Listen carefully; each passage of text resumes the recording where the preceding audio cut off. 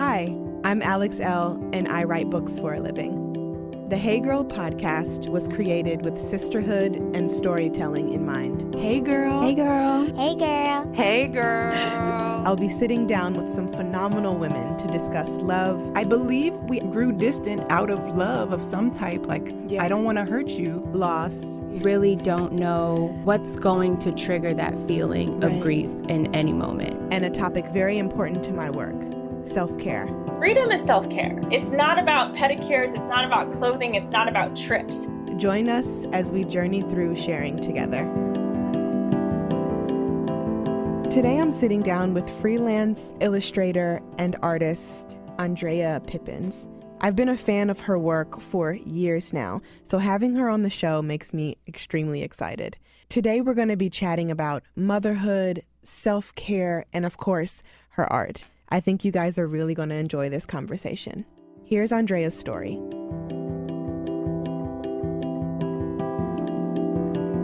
Hey, girl. Hey, girl. Hi, Andrea. Thank you so much for being with us today. How are you? I am wonderful. Thank you. I'm really excited to chat with you. I am too. I've been, it's so crazy. When I was compiling my list of women that I wanted on the show this season, you were at the top of my list. So I am so excited that we are going to be able to dive in and talk about all the different changes that are going on in your life and with your career. I'm very excited to dive in. So for those Hey Girl listeners who may not be familiar with you and your work, can you give us a little background on who you are and what you do? Sure. It's so funny because it's always changing, I feel like.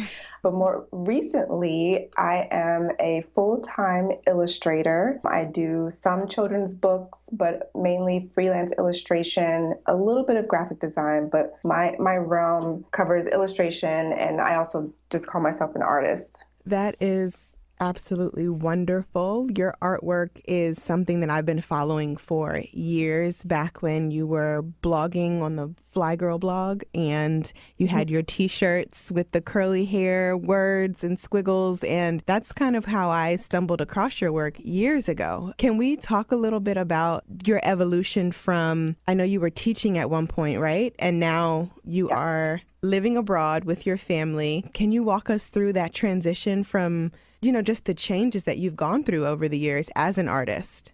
Sure. As I mentioned, my background is in graphic design. I went to school for graphic design and I worked professionally for 5 years, first at Hallmark Cards, and then I moved into on-air promotions, working at TV Land Nick at Night for a few years. And then I decided I wanted to go back to school to get my master's in graphic design so I could teach on a college level. So I got my master's, and I taught for 5 years at 3 different universities. And in that period, I was really feeling like, you know what, I miss being creative. I miss making my own art. And at that time, teaching, I was basically nurturing the creativity of young people, which I love. I love working with students, but I was really missing that time and energy to make my own. So I did a little bit of that on my own, on my off hours, and was doing freelance design, doing freelance illustration. And it slowly evolved into this kind of like full-time teaching gig and then full-time design and illustration gigs. So I was managing really 2 careers almost. And I realized I was just burnt out. It was a lot to do both. And I decided to take a leap of faith and go full-time as an illustrator, graphic designer, and eventually just full-time illustration. So that leap of faith, when did you feel like, okay, this time is right? Because I know a lot of people have that question. For me and other artists who have been on the show, just how do you guys take that leap of faith? And especially when you are in the creative career worlds like writing or painting or graphic design and everything else in between, when did it feel right for you to dive into that work full time? It was a lot of work for me to get to a place where I felt like I could do it. Part of it was I started going to therapy. I was in a place, it was like 2013, and I remember I was offered a job opportunity in New York City to be a senior designer, and it was a 6-figure gig. And mind you, I was teaching at this time. And I was like, oh my gosh, this is a really great opportunity. And I was asking everybody, what did they think about it? Which in hindsight, I knew that that was a clue to it was not the move for me. I decided not to accept the position. And I felt really, really sad. I was depressed because I'm like, okay, well, if teaching is not for me, and if this big design opportunity, six-figure opportunity is not for me, then what am I supposed to be doing? And instead of just kind of going deeper into sadness and depression, I started doing the work. I started, journaling even more and started doing things that I like to do. So that was creating, I was making art. And a friend of mine who had started going to this life coach recommended that I see this person. And I started going to her, which was awesome. And she helped me kind of peel back the layers of why was I afraid to work for myself. And she made me feel confident enough to say, you know what, I could try this and everything will be okay. It was just this fear that I was kind of holding on to. So I was, making art. I was selling art at art markets. I was going to art workshops. I was going to gallery openings, just kind of in this realm of being an artist while still holding on to my full-time job. And then taking these little steps here and there. Okay, I decided I'm going to leave this teaching career, but I was, reaching out to former colleagues to let them know about what my plan was going to be and kind of setting some things in place for that transition and trying to plan as much as I could, saying, okay, this is how much money I need. This is what steps I can take. This is what opportunities that I'll try to seek out to, meet these income goals. And then finally, I felt confident enough to tell my supervisor at the time, I'm leaving at the end of the semester. So it was work. It was about, I would say, 4 to 6 months of kind of putting these ducks in a row to make myself feel confident enough to make that jump. Right. It never happens overnight. You have to put in the work. Like I tell people all the time, it took me, it was years before I dove into entrepreneurship. And when it was time for me to leave my job, it was very scary. But like you, I put these ducks in a row and I decided, you know what, this is what I need to either fly or fail. And hopefully I fly, and I don't fail. But if I do fail, at least I know, okay, what can I do differently moving forward? So did you have any backup plans? Because entrepreneurs, a lot of times we don't. We just kind of like not wing it, but we have our focus, right? But did you have a backup plan? Like, okay, if this doesn't work out, what is my plan B going to look like? I didn't, Alex. And this is what I don't recommend because I didn't have like a safety net of savings in the bank when I left. I was just like, okay, I'm just going to make this happen. So I felt like I really just had to make it happen because I needed to make money to, cover my bills and rent and everything. Right. But no, I didn't have a plan B. I just felt strongly. I just believed that it was the right step to take. And I knew that, if all else did fail, that I could, teach again. I could get a full-time graphic design position if I needed to. But for me, at the end of the day, it didn't really feel like an option because I knew this other path was the path that I really wanted to take. Absolutely. That really helps me segue into this next part of the conversation. Self-care as an entrepreneur. So knowing and trusting and believing that this work is going to come to fruition and this work is going to be successful, and all these affirming words that we like to use with ourselves when we are trying to make things really come to fruition. How does self-care play a role for you as a business owner? And not only that, you're a wife and a mom. So how are you maneuvering that right now? Well, I will say, so self-care for me, and this is something I really learned in my therapy sessions, is mandatory.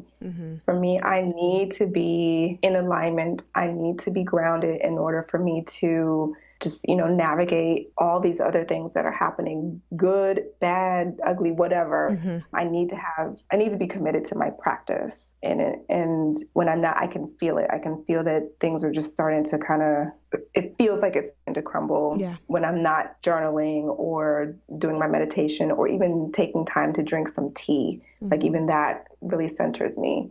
So Issa, my son, is 9 months old, and I've been officially married since January, so that's about 4 months. So all of it is still so new. Yeah. Moving to this country in Sweden, so I've only been here for just over a year, and I'm still trying to figure out, okay, well, where does my self-care practice fit in all of this? So right now it's just getting it in when I can. Mm-hmm. And just, it's important to my husband too. So he does his meditation. So we always try to check in with each other and make sure, and, he says, did you get a chance to meditate, or vice versa, making sure that we give each other time to journal. So it's great that we, can support each other in that way, and being okay if there's a day that you miss and you don't get a chance to do that, not feeling like anxious or feeling like things are just terrible because, you didn't make that time. Right. So, right. Giving yourself permission to say, okay, I didn't get to do it today, but maybe tomorrow, take a little extra time.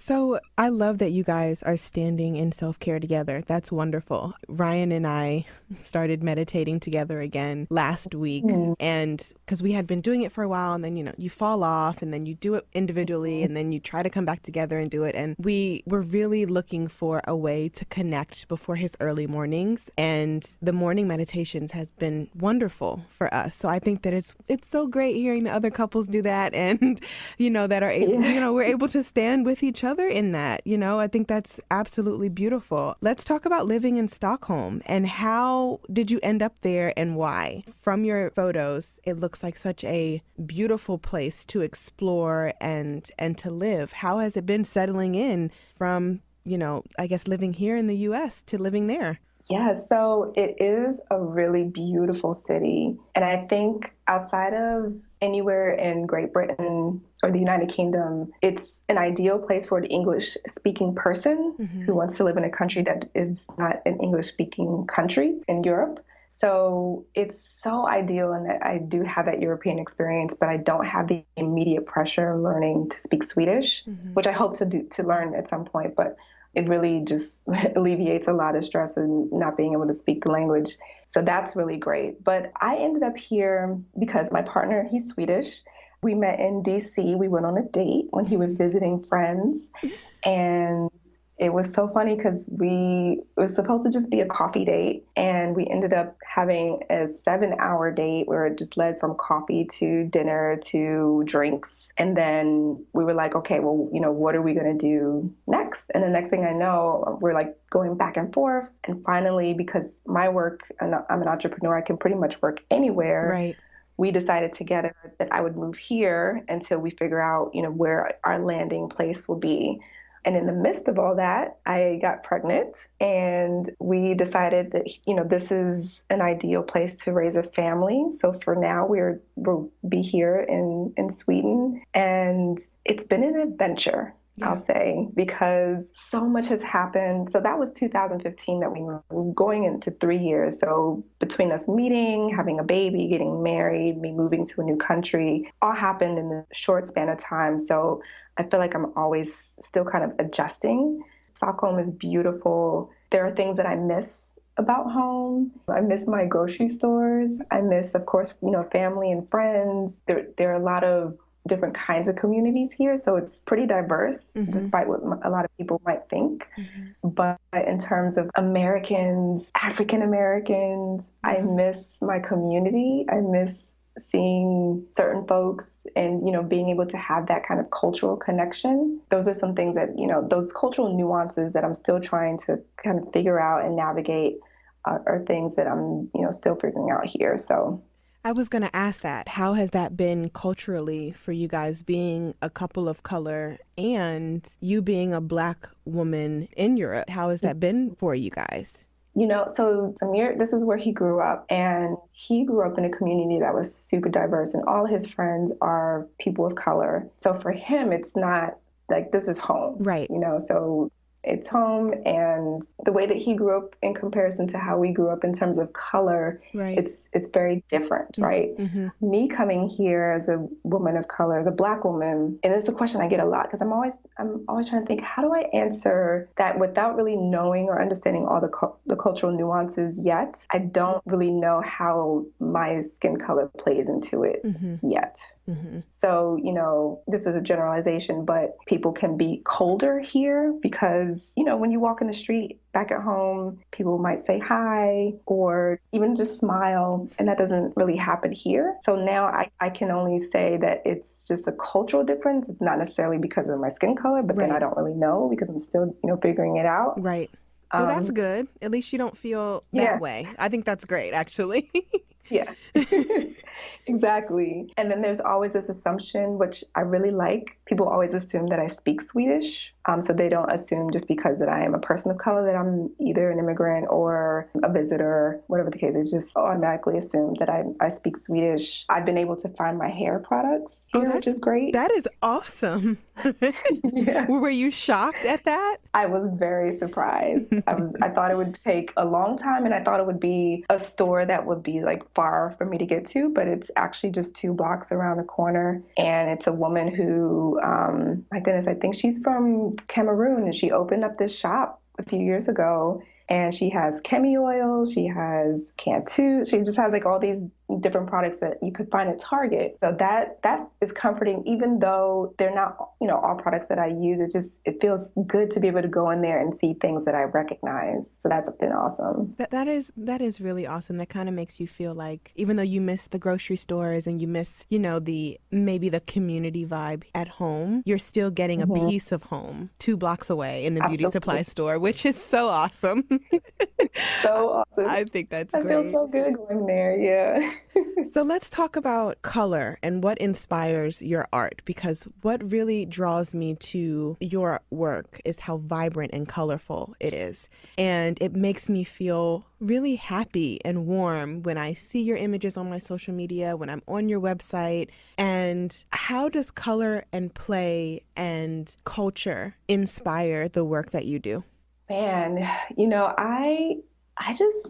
it makes me happy to hear that you say happy, that the colors make you feel happy or the images make you feel happy, because that's really at the base of what I'm trying to inspire. I want people to, my images are all about celebration of the figures that I am either highlighting or trying to portray. And I love doing that with color. I think it's a great way to, for lack of a better word, to celebrate. I was thinking that.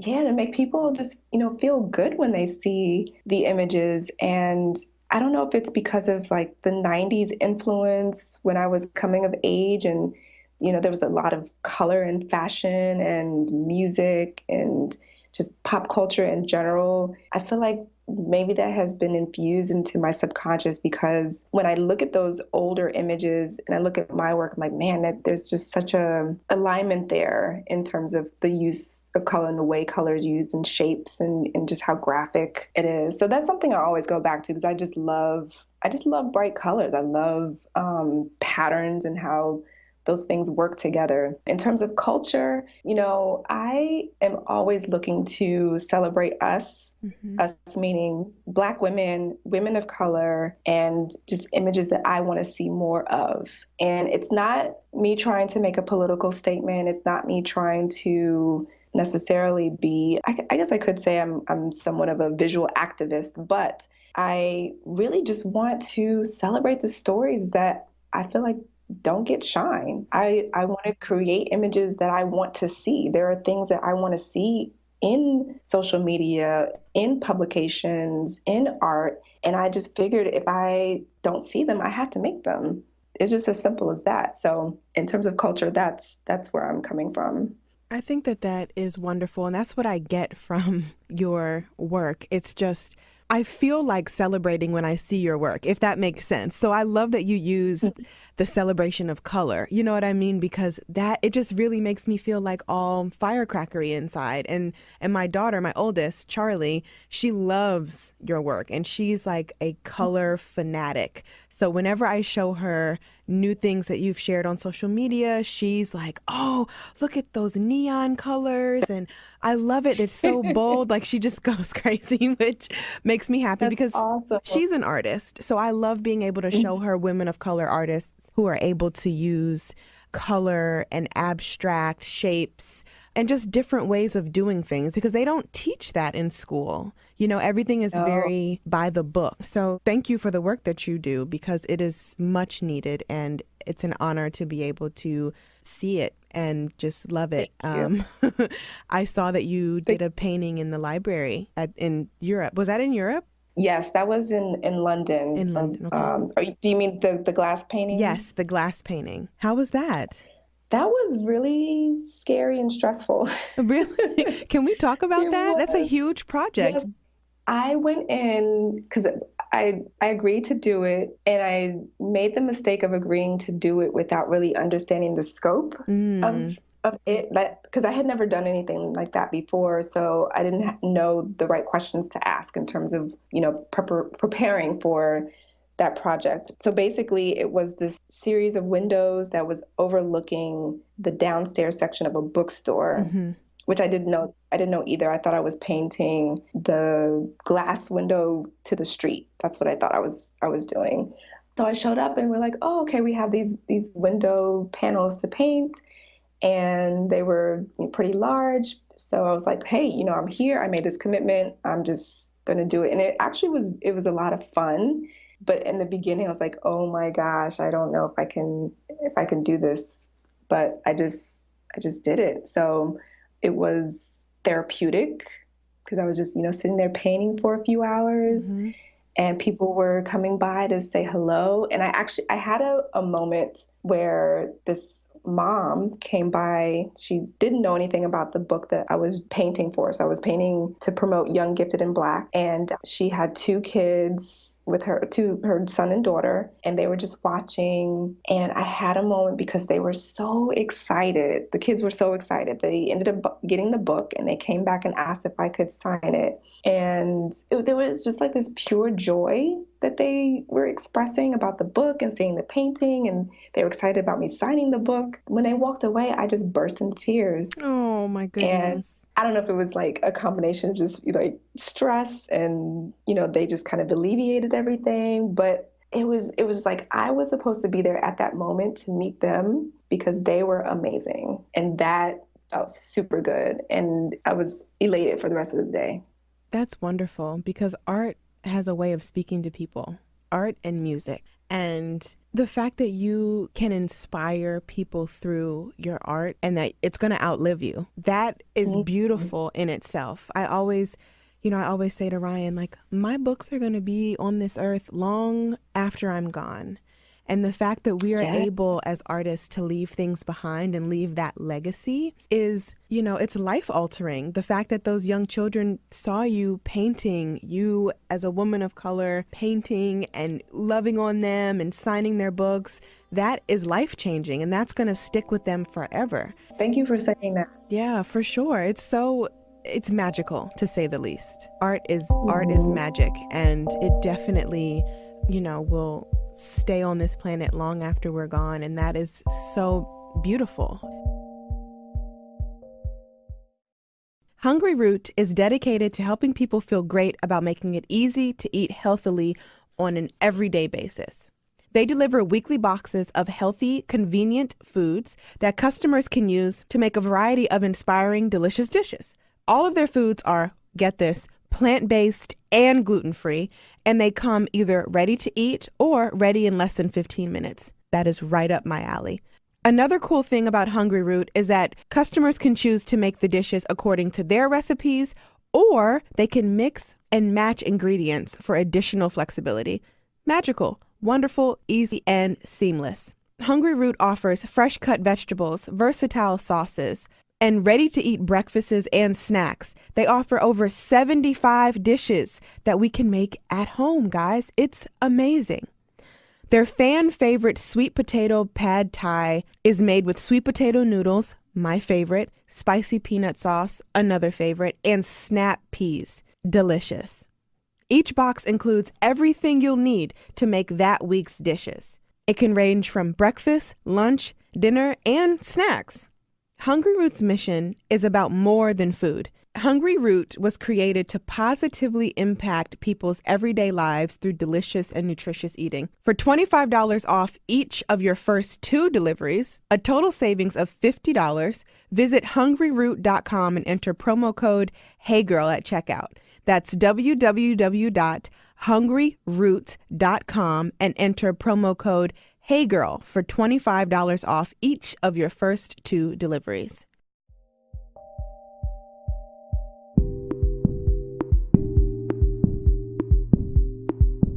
To segue into children, your little one, your 9-month-old babe, how has that been transitioning from no children to a child, and just that inspiration? Has Issa's birth inspired you artistically? Yes. And I would say more so indirectly, because this is the thing that I'm really excited about is he forces me to play, to like chill out. Because before him, I just worked. I worked all the time. And I really, really had to sit down and think, okay, well, that's not going to work with a baby, with a child. And being okay with letting that go, letting that kind of workaholic lifestyle go, that was a difficult transition for me because, I could work as long as I needed to. I could take on as many projects as I wanted to. And then being okay with, saying no, being okay with he needs me now, this thing has to wait. That was something that took some time and still, I'm still learning, but I'm realizing how important and necessary it is, not just for his needs, but for my own sanity. Being able to play with him, being able to take him for a walk and go to the library, it brings me so much joy to see how excited he is to be in the library space. And it's so simple. He's just like, he doesn't really understand yet that these are books and things. He just, is wandering around and playing. And it feels really good. And on the other hand, because I have less time, I've had to learn how to use my time better, which is I think that's something I needed because before I would procrastinate and I would just, take my time and think, oh, I could do this tomorrow. But now it's all about, okay, if I know I have this little window, if he's taking a nap or, he goes to sleep earlier than expected, then I'm like, okay, I have to really, really utilize this time. And I'm smarter about my decisions. I'm more decisive too when it comes to, how I use that time or when I'm doing something for work. So in terms of how his presence has inspired my work, it's definitely in that way that I'm just, being really, really smart about how I'm using my time and actually what I'm saying yes to in terms of my projects, because I really want to make sure that if I'm going to take time away from him, it needs to be worth it. It needs to feel really good for me. Absolutely. Those boundaries are extremely important, especially in motherhood, because it's so easy for us to lose track of time, to get sidetracked and, get bogged down with work because, as working mothers, as self-employed working mothers, we have to get things done, but we also have to make sure that we're taking care of home and putting our families and children into the mix, ideally first, if we can, somewhere, and I really like how you say that you're making sure that whatever you say yes to is worth it. And I think that is a great takeaway point for anybody who is wanting to step into this entrepreneurial life because absolutely. We can't say yes to everything. Even if we want to, no. We can't. Yeah, and I actually had an incident recently where I was invited to it was like a blogger influencer event here in Stockholm, and my husband had a work event the same night. And we had a conflict, and we couldn't find a babysitter. And if this had happened before, let's say before Issa, and Samir and I had a conflict and I couldn't go, or I think I would have pined over it. And then this situation, I was like, oh, well, I can't go. It is what it is. It's, that's it. I can't go. Yeah. I was okay with it, and something ended up happening better as a result. And I think because I wasn't sitting there just like pining and super upset that it didn't go down the way I wanted it to go down. So I think it's really forcing me to let things go. I love that. I think that's a great way to end our show. I really appreciate you spending some time with me this afternoon. Before we wrap up, I would love to get 3 self-care tips that you have for the Hey Girl listeners that help you in your day-to-day. Wow. I know, on the spot. I'm sorry.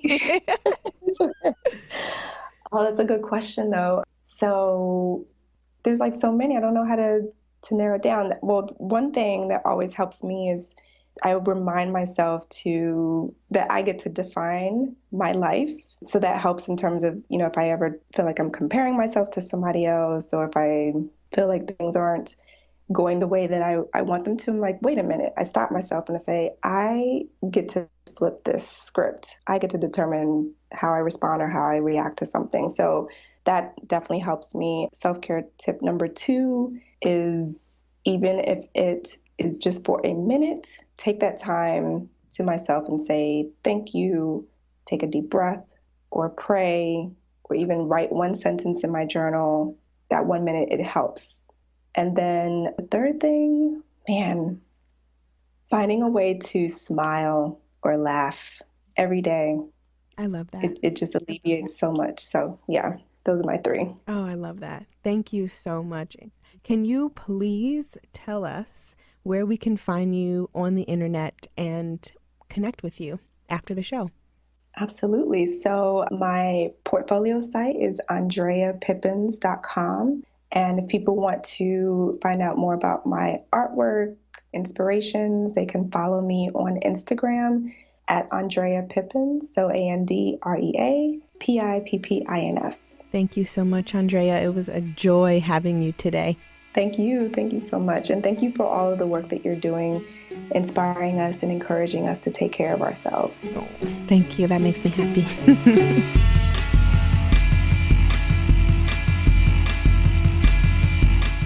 The Hey Girl podcast is a member of the District Productive, produced by Paul Woody Woodhall and me, Alex Elle.